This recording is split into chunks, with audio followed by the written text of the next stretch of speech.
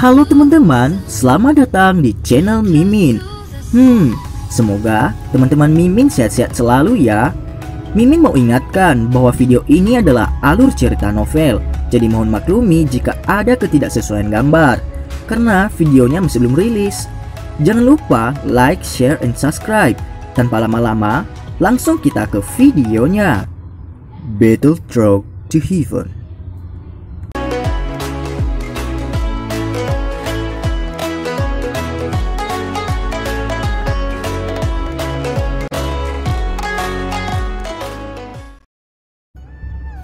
Melanjutkan dari cerita sebelumnya, armada gerobak dengan cepat bergerak melewati dataran hitam ini, mengangkat gumpalan debu kuning yang pudar sebelum akhirnya menghilang di ujung pandangan seseorang.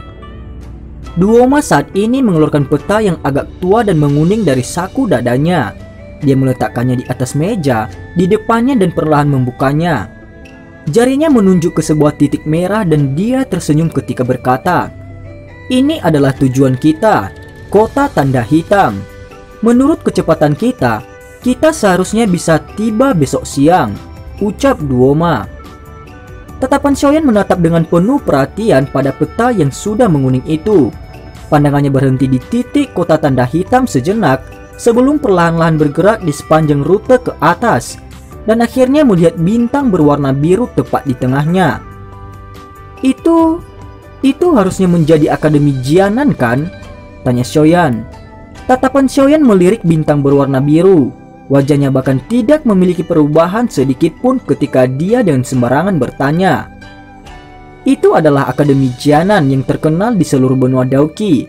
Putriku juga ada di dalamnya. Hahaha.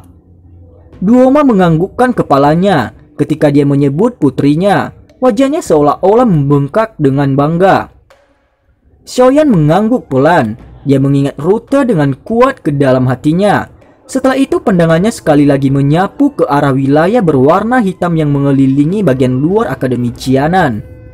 Daerah berwarna hitam dibagi menjadi beberapa daerah yang semuanya memiliki ukuran yang berbeda. Wilayah sudut hitam saat ini pada dasarnya telah sepenuhnya dibagi oleh beberapa fraksi besar. Meskipun mereka masih berulang kali bertarung dan membunuh satu sama lain untuk wilayah, seharusnya tidak ada perubahan besar dalam waktu yang singkat. Ketika dia menatap tatapan Xiaoyan, Duoma yang adalah seorang pedagang secara alami bisa memahami beberapa ketidakpastian Xiaoyan. Meskipun dia bisa menebak bahwa Xiaoyan harus menjadi orang baru yang baru saja tiba di wilayah sudut hitam untuk pertama kalinya, dia tahu sehingga dia menyebutkan sedikit pun tentang ini. Sebaliknya dia tersenyum menjelaskan situasinya. Kota tanda hitam yang saat ini sedang kita tuju dikendalikan oleh 8 gerbang.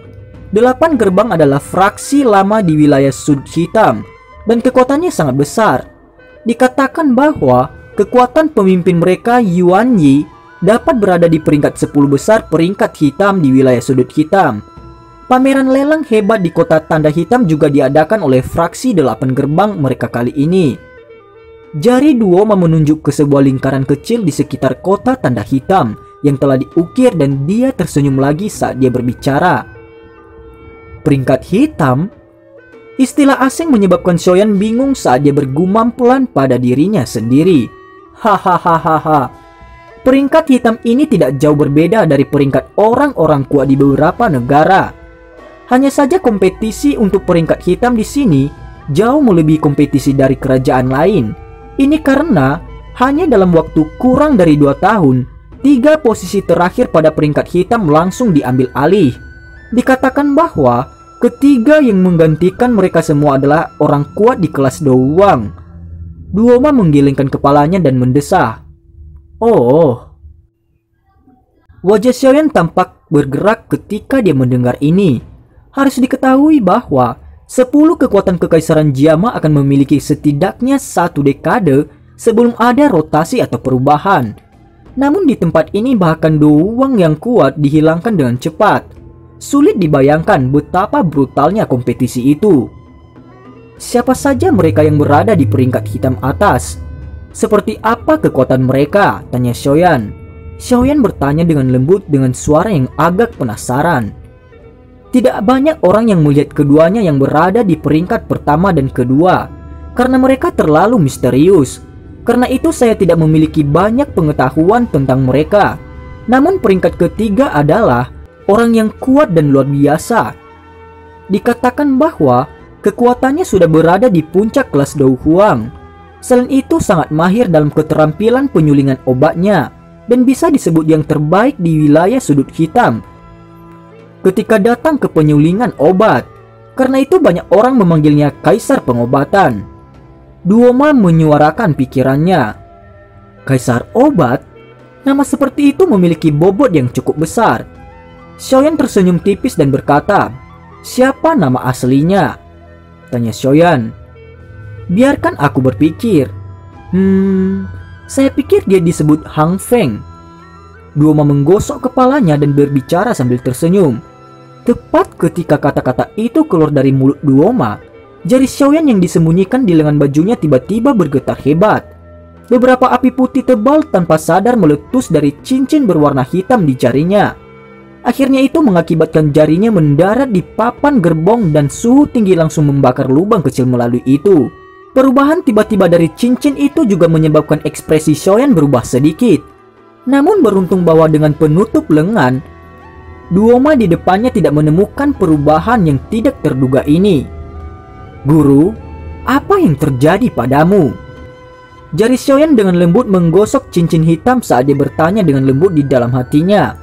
Perubahan di dalam cincin sebelumnya jelas karena gelombang tiba-tiba emosi Yao Lao di dalamnya. Xiaoyan tidak menerima jawaban untuk pertanyaannya. Yao Lao saat ini tampaknya benar-benar diam. Ketika dia merasakan keheningan Yao Lao, Xiaoyan juga dengan bijak tidak terus bertanya. Namun dia dengan tegas mengingat nama Han Feng di dalam hatinya. Orang ini tampaknya memiliki hubungan yang sangat besar dengan Yao Lao di masa lalu. "Tuan Yaoyan, apakah Anda baik-baik saja?" tanya Duoma. Melihat ekspresi Xiaoyan tiba-tiba berubah, Duoma di seberangnya tidak bisa membantu tetapi bertanya dengan agak tidak pasti. "Saya baik-baik saja," jawab Xiaoyan. Xiaoyan tersenyum. Dia akan mengatakan sesuatu ketika dia tiba-tiba menyadari bahwa ada beberapa gangguan di luar kereta kuda. Banyak seruan dikirim ke kereta kuda. "Semuanya, waspada! Badai hitam akan segera mendekat. Cepat dan bersiap untuk menghentikan pedati. Jangan berkeliaran agar kamu tidak tersesat," ucap pengemudi pedati. Badai hitam? Kita benar-benar sial bertemu ini sekali lagi. Mendengar seruan dari luar, ekspresi Duoma sedikit berubah. Namun dia tidak menunjukkan kepanikan yang ekstrim.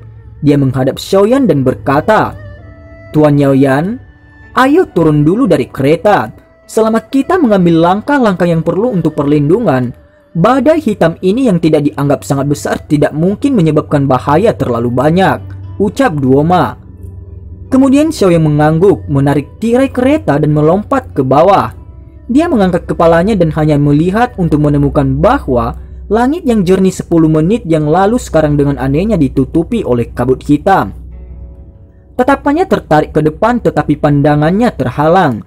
Baru saat itulah dia menyadari mengapa Duoma mengatakan bahwa jika seseorang bertemu dengan badai hitam, itu tidak berguna bahkan jika seseorang memiliki peta. "Hahaha, Tuan Yaoyan, Anda tidak perlu khawatir. Saya merasakan angin dan badai tidak terlalu kuat. Ini dianggap sebagai kekayaan besar dalam situasi yang tidak menguntungkan." Duoma berdiri di samping Xiaoyan dan tersenyum ketika berkata, "Meskipun badai hitam adalah fenomena cuaca di dataran besar wilayah hitam yang menyebabkan orang merasa sedih, itu jauh lebih baik dibandingkan dengan mereka yang brutal seperti bandit. Paling tidak jika keberuntungan seseorang sedikit baik ketika bertemu badai hitam, seseorang masih bisa menyelamatkan hidupnya. Namun jika seseorang harus memenuhi pasukan bandit yang berjumlah puluhan ribu, kemungkinan seseorang hanya bisa pasrah dan berdoa semoga kematian mereka cepat," ucap Duoma. Xiaoyan sedikit mengangguk. Dia baru saja akan mengatakan sesuatu ketika dia menemukan bahwa langit yang awalnya gelap telah langsung menjadi benar-benar gelap tanpa peringatan sebelumnya.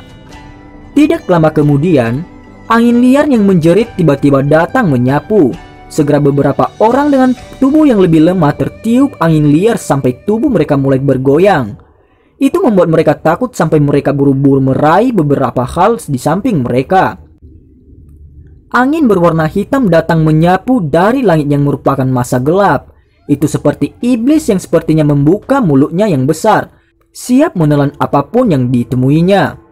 Pasukan yang terhubung satu sama lain diatur sedemikian rupa sehingga membentuk bentuk melingkar, di mana kepala dan ekor terhubung. Semua orang bersembunyi di dalam lingkaran dan senjata di tangan mereka dengan kuat dimasukkan ke tanah, dengan kuat memperbaiki tubuh mereka seperti paku. Sebuah kegelapan di mana tidak bisa melihat jari-jarinya sendiri yang membungkus orang lain. Dalam angin yang mendesing, tidak ada yang bisa merasakan apakah ada orang di samping mereka.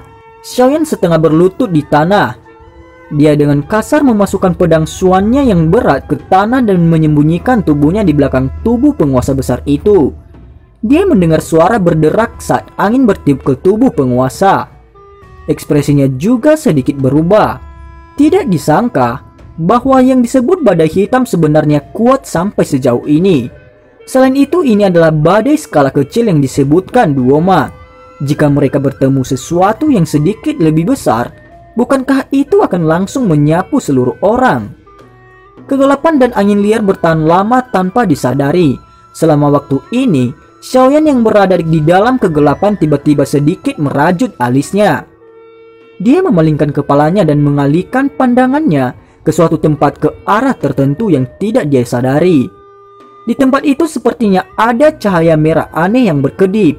Selain itu, ada suara samar dan kabur yang dikirim dari tempat itu.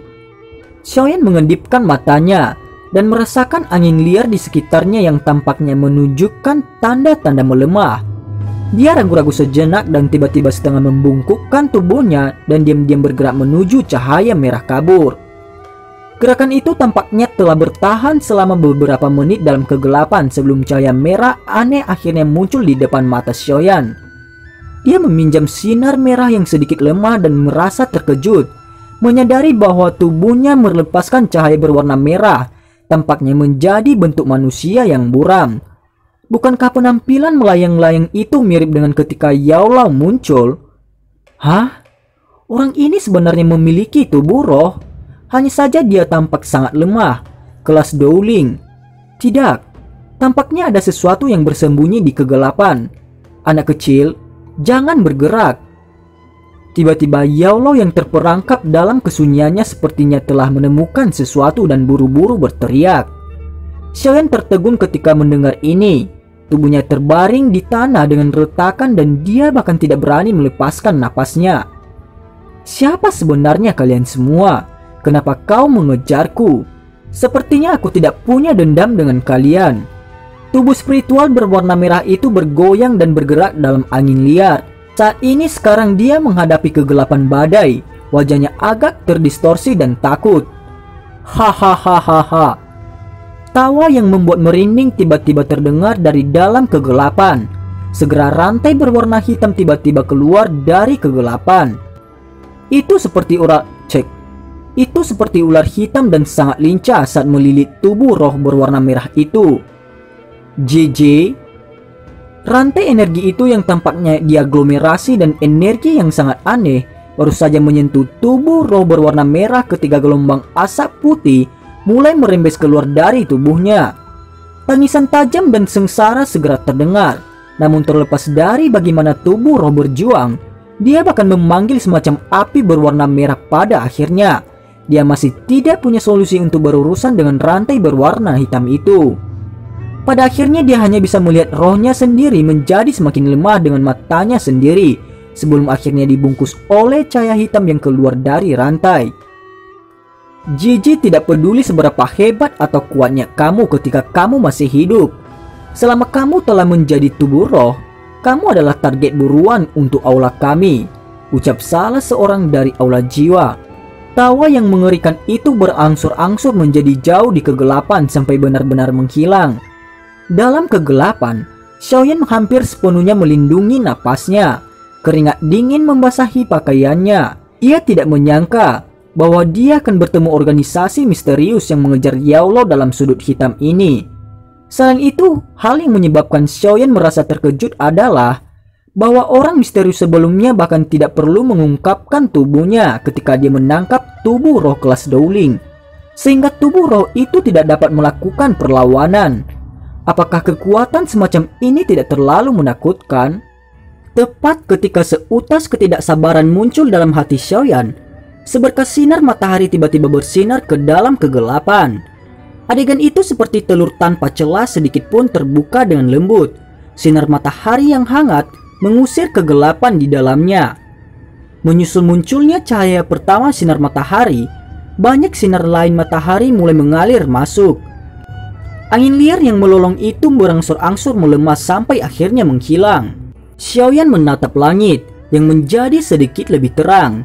Sebelum dia menghela nafas lega di dalam hatinya, dia dengan hati-hati berdiri dan memandang sekelilingnya.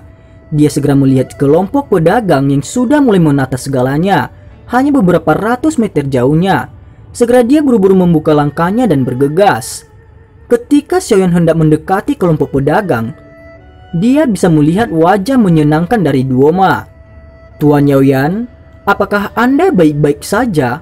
Saya benar-benar cemas ketika saya tidak dapat menemukan Anda sebelumnya," ucap Duoma. Duoma mengambil beberapa langkah ke depan dan berkata dengan napas yang lega, "Saya baik-baik saja. Baru saja saya agak ceroboh dan terpesona sehingga agak jauh." Melihat sukacita di wajah Duoma, Xiaoyan tersenyum dan menggelengkan kepalanya. Meskipun pria gemuk itu begitu cemas itu karena kekuatannya, dia dianggap agak lebih normal dibandingkan dengan beberapa orang di wilayah sudut hitam. "Apakah kamu terkejut? Tuan Yaoyan benar-benar beruntung. Jika itu adalah seseorang yang tidak beruntung, dia pasti akan tersesat di dataran besar ini." Duoma bersukacita dan berbicara dengan senyum ketika dia mendengar ini. "Tuan Yaoyan, silakan naik ke kereta dulu. Saya perlu mengatur barang-barang di sini yang telah berantakan oleh angin sebelum kita dapat melanjutkan perjalanan," ucap Duoma. Xiaoyan mengangguk. Dia mengamati kelompok tentara bayaran yang sudah mulai berkemas dan tidak mengatakan apa-apa. Dia sekali lagi naik ke kereta kuda dan duduk bersila. Namun hatinya mendesah panjang. Kejutan masih tersisa di matanya yang lebih rendah.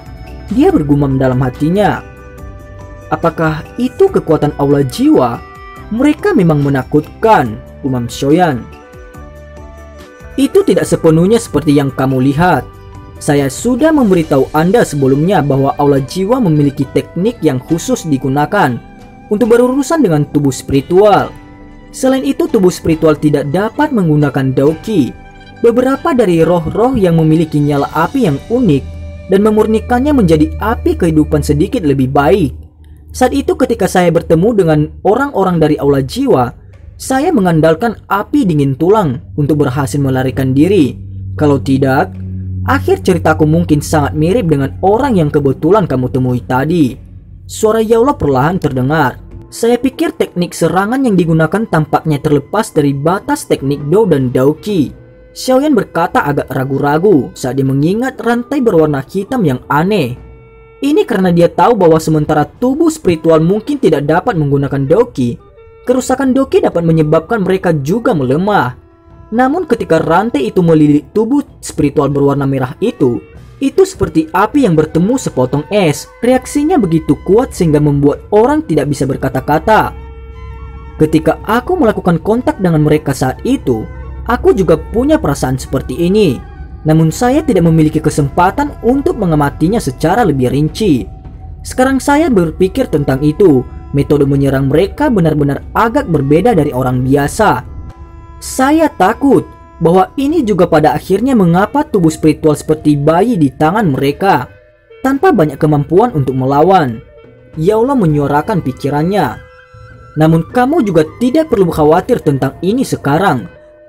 Selama saya tampil sesedikit mungkin, mereka seharusnya tidak dapat menemukan posisi kita dalam waktu yang singkat. Saat ini yang Anda perlu lakukan adalah mencoba untuk meningkatkan kekuatan Anda sebelum mereka menemukan kita. Kalau tidak, orang itu seperti yang ditangkap tadi akan sama nasibnya dengan kita, kata Yaolau dengan buram. Setelah pertemuan dalam badai hitam ini, keinginan Xiaoyan telah menjadi lebih kuat. Selain itu, melihat metode serangan aneh orang itu juga membuatnya sedikit khawatir. Lagi pula hal-hal yang tidak dia ketahui adalah yang paling menakutkan. Namun, kita mungkin bisa singgah di kota tanda hitam selama 1 hari. Lelang-lelang di sana harusnya memiliki barang-barang yang Anda butuhkan. Selain itu, pameran lelang wilayah sudut hitam bukanlah sesuatu yang bisa dibandingkan dengan mereka di Kekaisaran Jiama. Melihatnya akan sangat bagus menjadi pembuka mata. Namun apakah Anda punya cukup uang? Di wilayah sudut hitam ini seseorang akan mengalami kesulitan bergerak bahkan 1 inci jika mereka tidak punya uang. Yaulo tersenyum ketika berbicara. Sepertinya aku masih memiliki lebih dari 100.000 koin emas. Ini adalah hasil dari penjualan obat penyembuhan di kota Wutan saat itu. Xiaoyan bingung ketika dia mendengar ini sebelum menjawab. Lebih dari 100.000? Yaulo agak terdiam saat dia berkata dengan tak berdaya.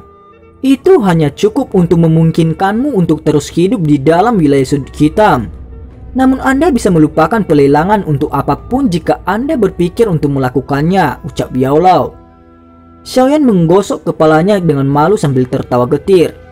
Jika itu benar-benar tidak mungkin, kita bisa pergi dan membeli beberapa bahan obat untuk memperbaiki beberapa pil obat untuk dilelang. Saya belum pernah mendengar seorang alkemis kekurangan uang untuk dibelanjakan. Kita juga bisa melelang beberapa pil esensi kelahiran singa ametis atau mungkin biji teratai api. Jika benda-benda ini ditempatkan di wilayah sudut hitam, mereka juga dapat menimbulkan sensasi. Ketika waktu itu tiba, saya khawatir akan ada banyak orang kuat yang berlatih metode afinitas api untuk memperjuangkan mereka. Yaulo berbicara sambil tersenyum. Itu tidak mungkin. Esensi kelahiran singa ametis adalah makanan yang paling disukai oleh piton menelan surga. Jika saya tidak memilikinya, ular kecil itu tidak pasti akan mendengarkan saya. Apa yang akan terjadi padaku? Hanya ada 11 biji teratai api.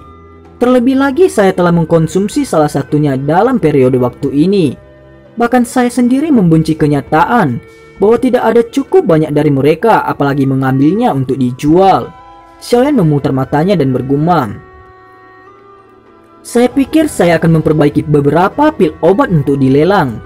Saat ini bagaimanapun juga saya adalah seorang alkemis yang dapat memperbaiki pil obat tingkat 4. Saya pikir bahkan di wilayah sudut ini, seorang alkemis tingkat 4 tidak akan seperti kubis di mana orang dapat mengambil bungkusan dalam sekali jalan. Xiaoyan melengkungkan bibirnya dan berkata, "Kubis? Apa kamu berpikir begitu? Dengan status Anda sebagai alkemis tingkat 4, Anda akan diperlakukan sebagai VIP jika Anda secara acak bergabung dengan fraksi manapun. Selain itu, perawatan Anda pasti tidak akan lebih buruk daripada Douwang." Yaulo tertawa. "Hahaha, itu lebih baik." Xiaoyan mencibir. Ketika dia mendengar suara langkah kaki muncul di luar pintu kereta, dia berhenti berbicara dengan Yaulo dan menutup matanya dan mengangkat kepalanya seperti seorang biksu tua yang sedang bermeditasi. Sejak mereka mengalami situasi badai hitam, pasukan Duoma tidak mengalami masalah lagi. Sekitar setengah hari pada hari kedua, beberapa warna hijau subur akhirnya mulai muncul di tepi dataran berwarna hitam itu. Ketika mereka melihat warna hijau yang tersebar, para penjaga yang berpengalaman tidak bisa menahan diri untuk tidak menghela nafas lega. Selama mereka keluar dari dataran besar, mereka akan jauh lebih aman. Bagaimanapun kota-kota didominasi oleh fraksi yang berbeda dan kuat. Selama mereka memberikan kekayaan yang cukup kepada fraksi-fraksi ini, mereka setidaknya tidak akan berakhir dalam keadaan menyedihkan, di mana barang-barang mereka dicuri dan seluruh kelompok mereka terbunuh. Fraksi-fraksi ini tidak cukup bodoh untuk melakukan sesuatu seperti membunuh seekor ayam untuk mendapatkan telurnya. Tentu saja tidak ada yang pasti, kalau tidak, wilayah sudut hitam tidak akan sesuai dengan reputasinya sebagai wilayah yang paling kacau di benua Dauki. Xiaoyan menarik tirai gerbong kuda dari dalam dan menatap kelompok pedagang yang perlahan keluar dari dataran berwarna hitam. Dia juga menghela nafas lega. Hahaha. Untungnya kita tidak bertemu dengan bandit-bandit gelap brutal kali ini. Saya telah berhasil menjaga barang-barang saya dan tidak ada yang terluka atau terbunuh. Saya benar-benar dapat menghemat banyak uang untuk kompensasi perjalanan ini." Senyum seolah-olah dia telah melepaskan beban berat muncul di wajah Duoma yang gemuk itu. Mengangkut barang di dataran besar di wilayah gelap tidak berbeda dengan menggantungkan kepala seseorang di sabuk seseorang. Jika seseorang tidak beruntung, seseorang akan kehilangan nyawanya. Lagi pula tidak mudah untuk mendapatkan uang di wilayah sudut hitam ini. "Tuan Yaoyan, ini adalah upahmu. Meskipun itu tidak sesuai dengan nilaimu sebagai dadoshi." Duoma mengeluarkan sekantong koin emas dari saku dadanya dan menyerahkannya kepada Xiaoyan sambil berkata dengan senyum pahit, "Tanpa Tuan Duoma memimpin jalan, aku takut bahkan jika aku berjalan selama 10 hari lagi, akan sulit bagiku untuk menemukan jalan keluar dari dataran besar wilayah gelap ini." "Uang ini sudah lebih dari cukup," jawab Xiaoyan. Xiaoyan tidak dengan sombong menolak pemberian pihak lain. Dia menerima koin emas dan menimbangnya di tangannya. Dari beratnya nampaknya sekitar 5.000 koin emas atau lebih. "Tuan Yaoyan, terima kasih banyak." Duoma menganggukkan kepalanya sebagai ucapan terima kasih. Dia segera menyerahkan peta terperinci dari saku dadanya. Dengan suara lembut dia berkata, "Saya pikir untuk orang baru yang baru saja memasuki wilayah sudut hitam ini adalah hadiah yang paling berharga." Mata Xiaoyan menyipit dan perlahan mengangguk, tapi dia tidak menolaknya. "Hahaha, Tuan Yaoyan, saya melihat bahwa Anda masih sangat muda dan kekuatan Anda sudah sekuat ini. Saya pikir bakat pelatihan Anda tidak buruk, namun Anda harus lebih berhati-hati saat berjalan di wilayah sudut hitam. Akan lebih baik jika Anda tidak membiarkan orang lain dengan mudah melihat bahwa Anda adalah orang baru yang baru saja memasuki wilayah sudut hitam. Jika tidak, Anda akhirnya akan menarik banyak masalah yang tidak perlu." Duoma tertawa pelan. Mata Xiaoyan menyipit dan perlahan mengangguk, tapi dia tidak menolaknya. "Aku akan mengingat peringatanmu," jawab Xiaoyan. Setelah pasukan Duoma berjalan keluar dari wilayah dataran besar hitam ini, mereka secara bertahap mengurangi kecepatan mereka. Mereka bergegas melewati jalan gunung selama 2 jam lagi, sebelum akhirnya mereka melewati gunung di sore hari. Di kaki gunung, ada garis samar-samar sebuah kota besar yang dibentuk oleh tumpukan batu hitam besar.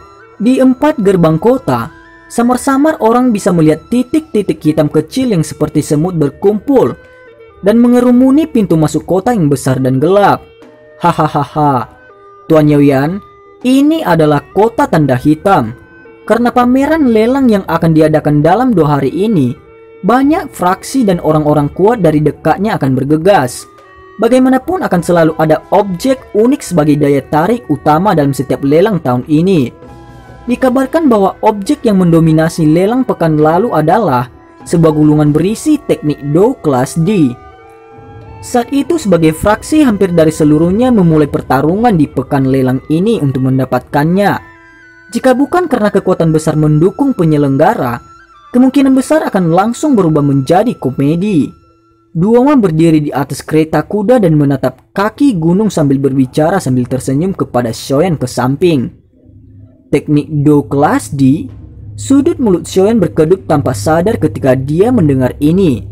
Tempat itu memang tempat barang-barang curian dan harta unik mengalir melalui wilayah tanpa hukum ini. Pada dasarnya tidak mungkin untuk melihat teknik Do kelas ini dalam kekaisaran Jiama. "Ayo pergi." Duoma melambaikan tangannya dan orang-orang mulai berdesing ke bawah. Sepanjang jalan mereka membawa gumpalan debu kuning ketika mereka berlari menuju kota besar di kaki gunung. Semoga saja itu tidak mengecewakan saya. Xiaoyan menyaksikan kota yang perlahan-lahan diperbesar di hadapannya saat dia dengan lembut bergumam. Hatinya penasaran dan memiliki beberapa harapan. Dan cerita pun bersambung. Terima kasih telah mendengarkan Mimin sampai akhir ya. Dan sekali lagi Mimin berterima kasih banyak atas support teman-teman. Semoga kalian sehat-sehat selalu. Dan sampai jumpa.